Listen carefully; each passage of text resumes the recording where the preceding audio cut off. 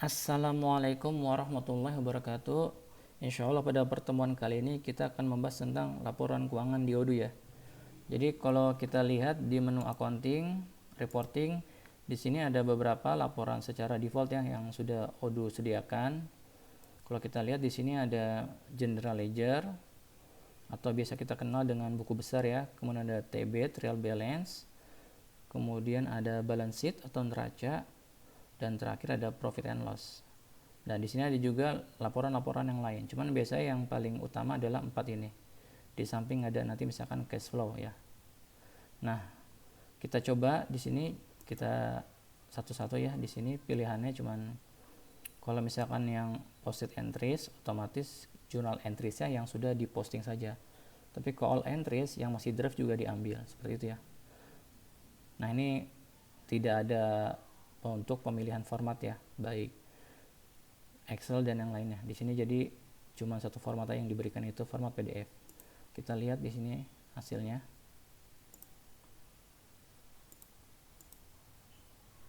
Ya, di sini contoh dari laporan yang disediakan oleh Odoo ya.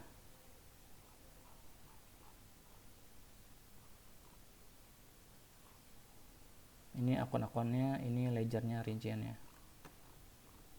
Jadi semua mutasi ada di sini berdasarkan hierarki dari COA ya. Kemudian kita coba yang lain, misalkan trial balance.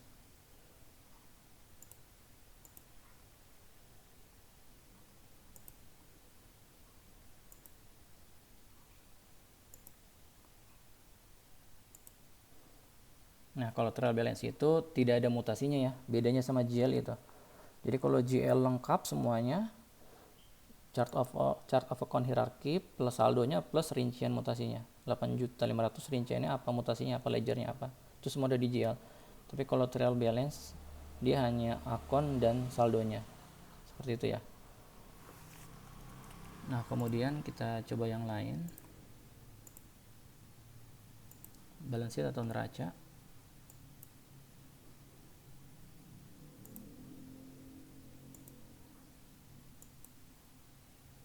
Nah, kalau kita lihat ya, balance sheet atau neraca dia hanya ada di sini 3 komponen aja ya.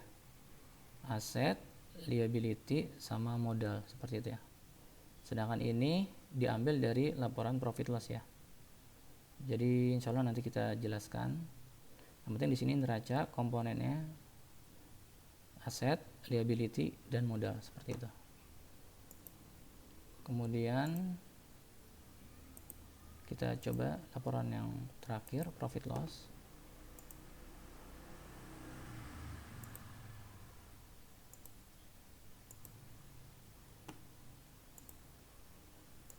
Nah, ini profit loss ya, dia lebih sederhana lagi. Dia cuma ada 2 komponen aja secara garis besar, penjualan, sales, atau revenue atau income, dan yang kedua beban ya. Beban ini nanti bisa banyak, bisa di variannya ada banyak. Nah, ini kalau kita lihat perbedaannya dari masing-masing laporan seperti itu ya. Kalau GL adalah seluruh mutasi dan saldo pada chart of account. Kemudian kalau TB-nya itu persis seperti chart of account hierarki ya. Yang kita klik di sini menunya. Nah, ini seperti ini. Ini ibaratnya TB ya, trial balance, seperti itu. Nah, sedangkan yang lain balance sheet dia hanya ini kepala aset, liability, sama equity ya. 3 komponen grup besar seperti ini. Sedangkan profit loss, nah dia komponen penjualan, revenue, sama beban. Nanti bebannya ada banyak ya. Ada beban operasional dan yang lainnya, variannya. Tapi intinya profit loss cuma ada 2 komponen aja. Penjualan atau revenue atau income atau sales, dan yang terakhir adalah beban ya. Nah, kalau kita lihat semua laporan keuangan bermuara pada ini ya, ngambil datanya semuanya di sini, di chart of account. Dimana inti dari accounting adalah ini, mencatat transaksi ya, dari satu account ke account yang lain ya, atau biasa dikenal dengan namanya penjurnalan. atau membuat jurnal. Nah, di sini ada kolom debit dan kredit. Nah, bagaimana cara menentukan apakah dia bertambah ke debit atau di kredit ya. Jadi secara rumus umumnya ya, garis besarnya kalau kita lihat ya, untuk si aset dan turunannya ya, kas, bank dan yang lainnya, itu maka ketika dia bertambah, maka dia bertambah di debit ya. Ketika dia berkurang di kredit. Itu untuk aset. Sedangkan untuk liabilities atau hutang dan turunannya, dia kebalikannya dari aset. Dia bertambah di kredit dan dia berkurang di debit. Begitu juga dengan equity, dia sama seperti hutang, liabilities. Jadi aset ibaratnya kalau di antara sama dengan ya, aset itu ada di sebelah kiri sama dengan, kemudian liabilities plus equity ada di sebelah kanan sama dengan ya. Jadi rumusnya aset sama dengan hutang plus modal. Jadi ini bahasanya sangat banyak yang digunakan ya. Misalkan aset nih, kita bisa menggunakan harta, aset, dan sebagainya. Liabilities, kita bisa menggunakan liabilities, hutang, pasiva, dan sebagainya. Begitu juga dengan equity ya. Equity, ada modal, ada kapital, dan sebagainya. Jadi jangan terpengaruh sama bahasa ya. Konsepnya sama. Jadi rumusnya aset sama dengan hutang plus modal, seperti itu. Inilah yang menyusun laporan balance sheet ya. Kalau kita lihat sesuai dengan laporan yang tadi ya. Seperti itu.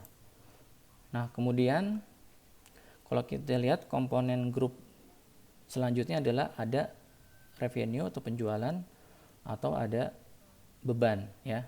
Jadi kalau di atas neraca ada 3 grup besar, kelompok besar, sedangkan laba rugi atau profit loss ini ada 2 grup besar ya. Penjualan namanya atau revenue atau sales atau income, yang kedua adalah beban ya, atau expense atau sebagainya. Nah, untuk revenue dia rumusnya sama seperti hutang dan equity, dia ada di kelompok yang sebelah kanan sama dengan, sedangkan beban dia ada di kelompoknya aset, sama seperti aset, bertambah ke debit, berkurang di kredit. Jadi kalau bisa kita rumuskan ya, insya Allah nanti kita jelaskan dengan dokumentasi yang lebih baik. Jadi rumusnya aset plus beban sama dengan hutang plus modal plus penjualan atau pendapatan ya. Jadi itu kenapa itu harus ada debit kredit ya. Karena sistem accounting itu tidak bisa tiba-tiba bertambah kas 10 juta gitu, nggak bisa. Harus ada lawan kreditnya ya. Sebagaimana inventory pada Odoo, dia mengadopsi konsep double entries bagaimana accounting. Jadi harus ada pasangan transaksinya. Tidak bisa tiba-tiba stok kita bertambah 10. Pasti ada yang berkurang di sebelah sana ya. Yaitu misalkan gudang supplier berkurang ya, atau lokasi produksi dan sebagainya ya. Jadi pasti ada plus, ada minus ya. Begitu juga dengan accounting ya. Dan terakhir untuk review aja. Jadi kalau laporan general ledger ya, dia mengambil konsep semua hierarki yang di sini plus mutasinya. Jadi misalkan di sini misalkan bank jumlahnya ada 1 juta. Nah, ini rincian 1 jutanya seperti apa? Seperti itu ya. Kemudian itu GL ya. Kemudian ada trial balance. Nah, ini konsepnya sama kayak GL, cuman dia lebih simple ya.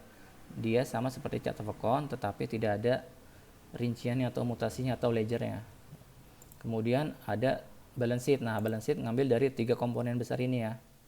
Bedanya kalau balance sheet dia saldonya dari mulai perusahaan itu berdiri. Jadi misalkan kalau kita sekarang bulan Mei, maka pada saat kita membuat laporan neraca atau balance sheet, maka saldo Januari diakumulasikan sampai tanggal terpilih ya. Makanya kalau laporan neraca atau balance sheet itu biasanya ada balance sheet per tanggal berapa, misalkan akhir bulan 31 Juli misalkan, seperti itu ya.